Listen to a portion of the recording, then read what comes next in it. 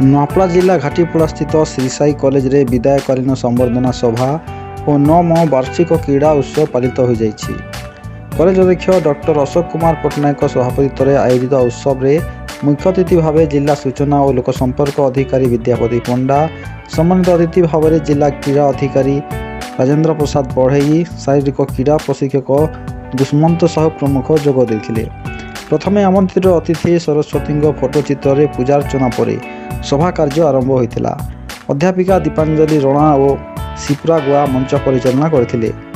ସଫଳତା ପାଇବାକୁ ହେଲେ ନିରନ୍ତର ପରିଶ୍ରମ କରିବାକୁ ପଡ଼ିବ ବୋଲି ମଞ୍ଚାସୀନ ଅତିଥିମାନେ ମତ ପ୍ରକାଶ କରିଥିଲେ।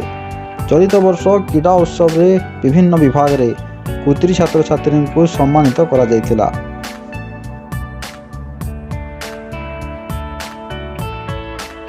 ଶ୍ରୀ ସାଇ କଲେଜ ନୂଆପଡ଼ାର ଆଜିର ଏହି ବାର୍ଷିକ ଏଥଲେଟିକ୍ ଉତ୍ସବ ଥିଲା। ତା ସହିତ ପୁରସ୍କାର ବିତରଣ ଉତ୍ସବ।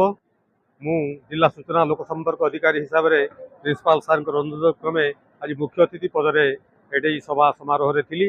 ସେଥିପାଇଁ ମୋତେ ଅତ୍ୟନ୍ତ ଖୁସି ଲାଗୁଛି। ଆଜିକାର ଏହି ସୁନ୍ଦର ପରିବେଶରେ ଆମର ନୂଆ ଯୁବକମାନଙ୍କୁ ସମ୍ବୋଧିତ କରିବାର ଏ ଯେଉଁ ମୌକା, ସେଥିପାଇଁ ମୋତେ ବହୁତ ପ୍ରୀତ ଲାଗୁଛି। ଆମର ପିଲାମାନଙ୍କ ମଧ୍ୟରେ ତାଙ୍କର ମନରେ ଅନେକ ସମ୍ଭାବନା ଲୁଚି ରହିଛି। ଆମେ କେବଳ ତାହାକୁ ପ୍ରସ୍ଫୁଟିତ କରିବା କଥା। ସୁଯୋଗ ଦେଲେ ସେମାନେ ବିଭିନ୍ନ କ୍ଷେତ୍ରରେ ଦିନେ ଆଗକୁ ବଢ଼ିବେ। ନିଜ ପାଇଁ, ନିଜ ପରିବାର ପାଇଁ ଏବଂ ନିଜର ଜିଲ୍ଲା ପାଇଁ ଅନେକ ପ୍ରଶଂସା ସାଉଟିବେ, ଏଇଟା ମୋର ବିଶ୍ୱାସ ଅଛି। ଏବଂ ବର୍ତ୍ତମାନ ଜିଲ୍ଲାରେ ଆମ ଜିଲ୍ଲାପାଳ ସାର୍ଙ୍କର ପ୍ରତ୍ୟେକ ତତ୍ତ୍ୱାବଧାନରେ ପ୍ରତି କ୍ଷେତ୍ରରେ ଜିଲ୍ଲା ଏକ୍ସେଲ୍ କରିବାକୁ ଯାଉଛି। ଶିକ୍ଷା କ୍ଷେତ୍ରରେ, କ୍ରୀଡ଼ା କ୍ଷେତ୍ରରେ।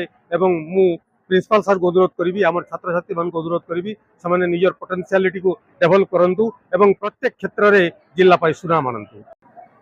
ଆମର ଆଜି 9th ଆନ୍ୟୁଆଲ ଏଥଲେଟିକ୍ ମିଟ୍ ଅନୁଷ୍ଠିତ ହୋଇଥିଲା। ଦୀର୍ଘ 3 ଦିନ ଧରି ଚାଲିଥିବା ମିଟ୍ ଆଜି ସମାପ୍ତ ହେଲା। ଏ 3 ଦିନରେ ପ୍ରାୟ ଶତାଧିକ ଛାତ୍ରଛାତ୍ରୀ ବିଭିନ୍ନ ପ୍ରତିଯୋଗିତାରେ ଭାଗ ନେଇଥିଲେ, ଉତ୍ସାହିତ ହୋଇଥିଲେ। ସେଇମାନଙ୍କୁ ଆଜି ପୁରସ୍କୃତ କରାଗଲା।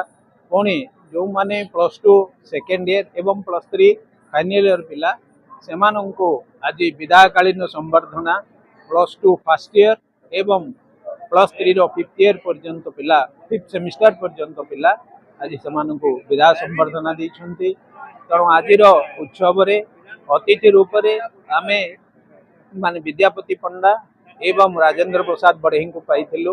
ସେଇମାନେ ପିଲାମାନଙ୍କୁ ଉତ୍ସାହିତ କରିବା ଲାଗି, କ୍ରୀଡ଼ା ପାଇଁ ସେମାନଙ୍କୁ ଆକୃଷ୍ଟ କରିବା ଲାଗି ବିଭିନ୍ନ ପ୍ରକାର ଭାଷଣ ଭିତରେ ବିଶେଷ କରି ଆମର ବିଦ୍ୟାପତି ପଣ୍ଡା ସାର୍ ନିଜର ସାଇରୀ ମାଧ୍ୟମରେ ପିଲାମାନଙ୍କୁ ପ୍ରଚଣ୍ଡ ଭାବରେ ଉତ୍ସାହିତ କରିଛନ୍ତି।